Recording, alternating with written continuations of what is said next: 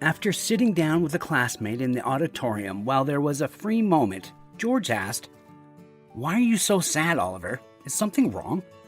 He looked at him with vacant eyes and said, "Nothing. Family troubles. I found out that my father lied to me for years. You have to admit, it's a very unpleasant discovery." George put aside his backpack and spoke. "Don't rush to condemn your father. Maybe he had no other choice, or maybe he did what he did without wishing you harm. It's hard to judge whether it's right or wrong. You have to know all the circumstances and reasons first, and then draw conclusions." Oliver pulled out of his pocket a childhood photo of his father seeing him off to first grade and said grudgingly, "Now he's been lying to me since these very years. Not just now, and I want to understand why Dad did it." The other students began to enter the auditorium, and the conversation had to be interrupted. Only 3 hours later, when they had finished their classes, they continued to talk again, but in a nearby cafe, where they liked to go for a cup of delicious coffee. They sat down at the table and continued their conversation. "You know, George, I don't have a mother, and I was only raised by my father and grandmother. I started asking questions about my mother pretty early on. Seeing that all my peers had a mother and I didn't, while I was little, my father told me that my mother was very sick and she was no longer with us. I didn't really know what she was talking about, of course, but it was at least an explanation. The older I got, the more I wondered why we had never been to my mother's grave. Dad started to deny it again, but then confessed what had really happened. It turned out that Mom had abandoned me and Dad, just like that, silently taking her things and leaving. Of course I believed it. How else could it be? Dad is the unquestioned authority, and I did not even have a single doubt. With that, I lived with a grudge against my mother, and sometimes I had the thought of finding her. But after listening to me, my father asked a single question. 'And why do you need it, son?' Indeed, why? And so recently we had a gathering of relatives at our house. We don't get together that often, just a couple of times a year.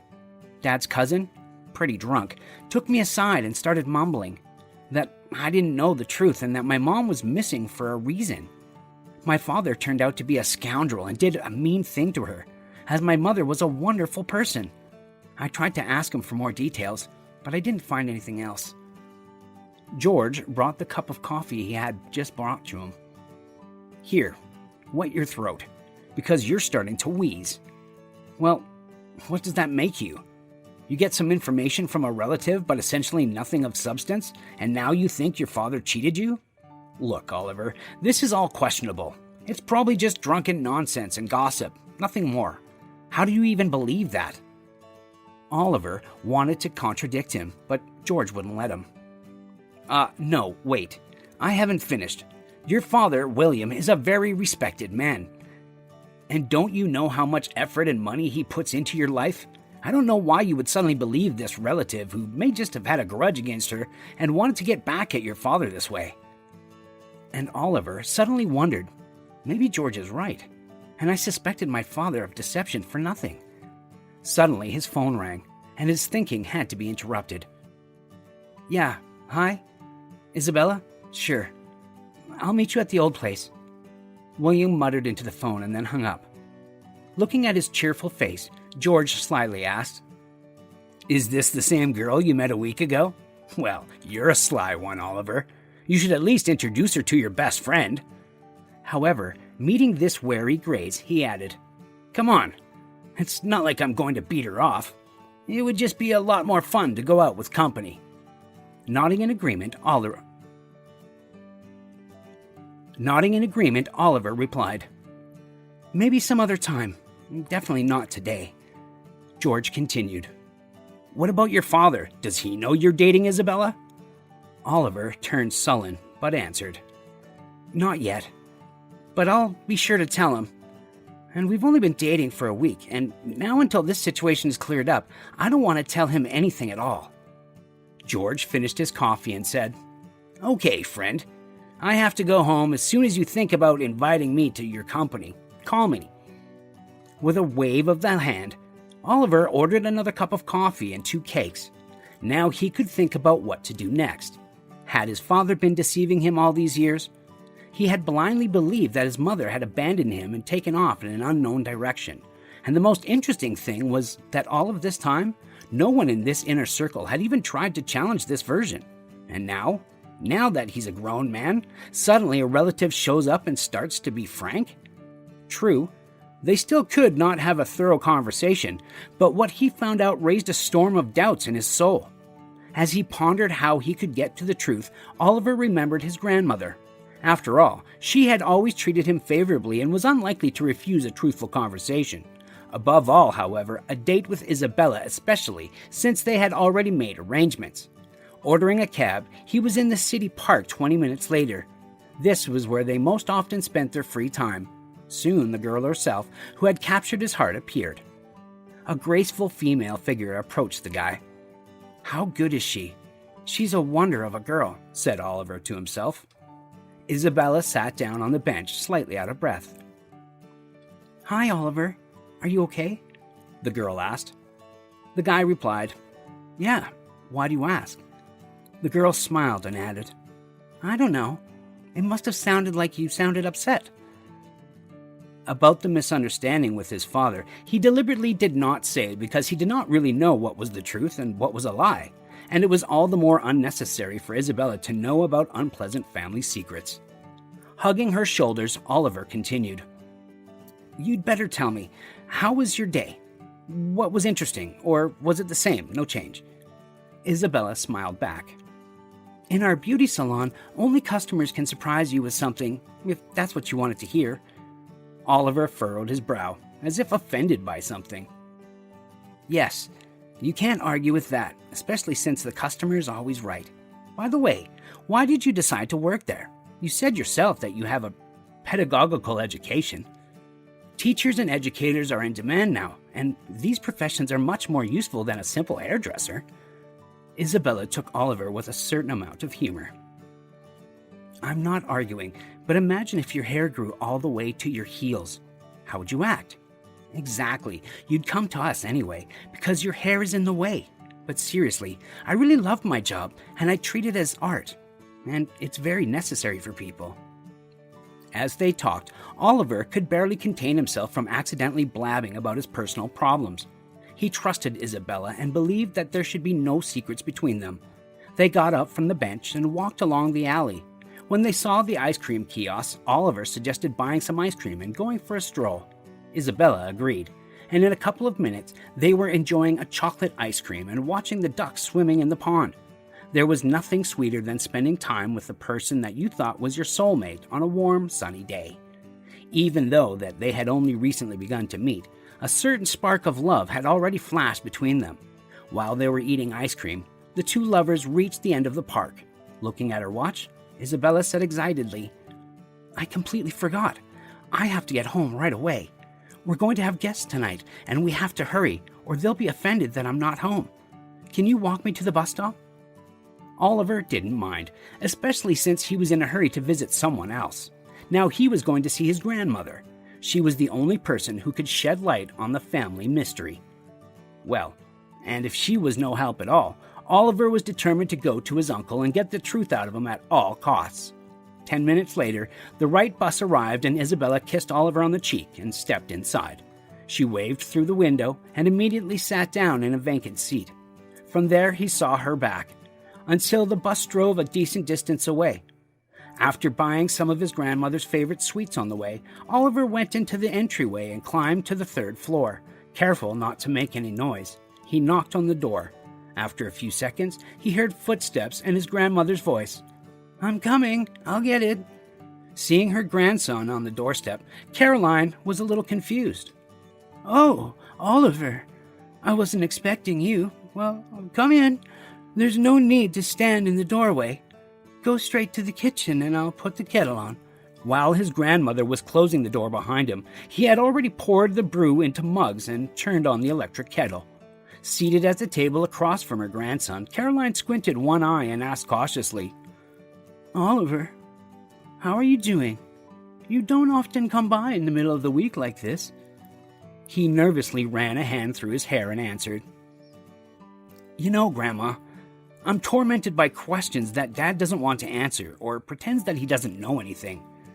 With a shrug, Granny said cautiously, "Then I can hardly help you either if William isn't aware of it." Oliver seems to have anticipated this response. "I know there's more to my mother's disappearance than that. Or rather, my father's brother told me about it. Really, no details, but I think you have something to say. I guess you've had enough of leading your own grandson astray." Caroline even flinched, as if she had been caught in a crime. No, Oliver. I don't know much, and William has probably already explained it all to you." And that's a twist Oliver had foreseen, so he started on the other side. "Then I'll try to find her myself, no matter what, and if I'm lucky, I'll find out the whole truth." His grandmother jumped up from her chair and went into the room, and when she came back, she put the picture on the table in front of him. "That's all I have left of your mother.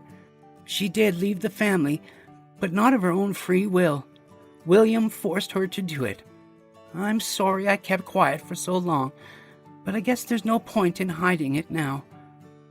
Oliver learned from his grandmother that his father, when he first started living with his mother, had been a common laborer. It was only later, with her help, that he became well-connected and got a good job. "The more money your father got, the worse he treated his wife. They couldn't get along at all. Not a day went by without scandal and scolding. The quiet, modest Molly was clearly no longer happy with your father. He loved you, on the other hand, with no memory of it." In the end, as his grandmother admitted, Molly, Oliver's mother's name, was no longer needed, and William simply kicked her out of the house. The divorce proceeded quickly, leaving his wife without money, without a place to live, and worst of all, without a son. "The corrupt judges ruled that you would be better off with your father. William even got a restraining order against dating, and he threatened Molly himself that he would put her in an asylum if she tried to see her son." Oliver was only 3 years old at the time, and naturally he remembered nothing. Carefully hiding the picture, Oliver said, "Well, now at least I know her name and what she looks like." After finishing his tea, Oliver thanked his grandmother for her hospitality and left. Outside, he pulled out the photo again and thought to himself, "We should get George involved in the search. He's good at it." But before that, Oliver wanted to have a frank talk with his father.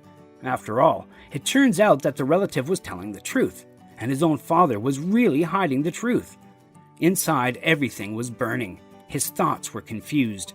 It seemed that such a familiar, so understandable world just collapsed. His father turned out to be a scoundrel, and his mother, whom he had considered a traitor all his life, turned out to be an unhappy victim. Oliver decided to walk home in order to calm down and clear his thoughts. He walked past the store and out of the corner of his eye noticed an old woman who was leaning against the wall. She tried to call for help from passers-by, gulping for air with her mouth, but the severe pain in her chest prevented her from doing so. Oliver barely had time to grab her by the sleeve. "What's the matter with you?" the guy asked. "The pill's in the black bag, little pocket on the side," the woman squeezed out somehow. The guy quickly found the medicine and gave her the pill and offered to walk her to the bench. "Let me help you. Take your time. Catch your breath. You don't have a face on you at all. Maybe I should call the emergency medical service.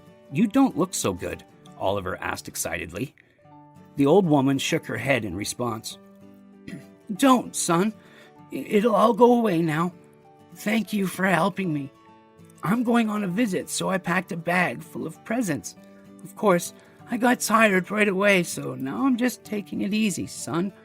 If you're not in a hurry, you can walk with me for a while, and then I'll somehow get there myself."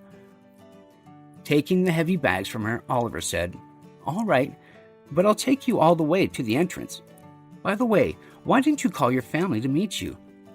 After patting herself in her pockets, the old woman replied sadly, "I would love to, but my memory fails me and I left my phone at home." The guy wanted to call them from his cell phone, but his grandmother asked him not to. "Don't let it be a surprise." Nodding in response, Oliver continued walking with the bags in one hand and supporting the old woman with the other. On the way, they hardly spoke. except that Oliver asked her periodically how she was feeling. And then the old woman suddenly stopped on her own and looked intently into the eyes of her savior. "Are you thinking about something hard? I can see right through people, and you've got a rock on your soul." Oliver didn't answer right away, but he did. "You're right. I wanted to find my mother 20 years ago. She disappeared. My father says she left us, but I have serious doubts about it." The old woman sighed. "If fate wills, you will surely meet, and who knows, maybe very soon." The old woman pointed to the house and said, "Well, here we are to the house, son, and if you were worried that I didn't have the strength, I would go to the ends of the earth for the sake of my loved ones. Why don't you stop by? You've done a good deed. You've helped a pensioner. It's a shame not to give you some tea." Oliver thought for a while, but then agreed. "Okay, but I won't be long because I have a meeting with my father ahead of me." Once again, after looking at him, the old woman mouthed, "Here, drink our delicious tea and your soul will be at peace in a moment. And you won't think so badly of your father. I can promise you that." Once up on the second floor, the old lady rang the doorbell and they waited for the door to open. As soon as the door opened, Oliver was stunned. Isabella was standing in front of him, and behind her, a woman whose feature reminded him of someone. He could hardly contain his excitement. He took the very same photo out of his pocket and nearly lost his mind. No doubt it was the woman in the photo. Much younger, but certainly her. Unable to control his emotions, Oliver cried, and all he could think was, "It can't be! It can't be!" Mother and son stared at each other in a daze. Unable to look away, Isabella wrapped her arms around Oliver's face and asked excitedly, "What's the matter with you? You're white as a sheet." Pointing his hand at the woman, he said, "I can't believe it. I'm sorry, but we can't see each other anymore. It's a shame." Unaware of what was going on, Isabella turned around. "Mom, how does he know you?" The woman stepped forward and, taking the picture from his hands, answered with tears in her eyes, "I guess fate has tried and brought him to me. It's my little boy, Oliver. My goodness, how you've grown." Isabella immediately frantically babbled. "But how? And why didn't you tell me anything about it?" An old woman intervened in the conversation. "And really, Molly, what's going on here? You know this guy and we're in the dark, so let's get to the apartment. There's nothing to be stuck on the landing." Oliver walked to the kitchen, dragging his feet, and sat down on a chair. Isabella approached him again. "I'm sorry, I didn't know this was going to happen. Honestly. And I didn't hide anything from you. Molly is not my own mother. Although I love her like my own mother, we are not brother and sister." They sat down in the kitchen for a long time, telling each other that what had happened to them during those long 20 years of separation. Everything her grandmother told her was true, which Oliver found very hard to accept. Molly told her of her life and how she lived in rented apartments, how she longed for her son, and how she came to the house to see her son at least from afar. 2 years later, she met a good man who, after his wife's death, was raising their daughter Isabella. They married and have lived in love and harmony all these years. But Molly could never be happy without her son. She hoped for a reunion, and here it happened. Clenching his fists with all of his might, Oliver muttered, "I'll remember everything.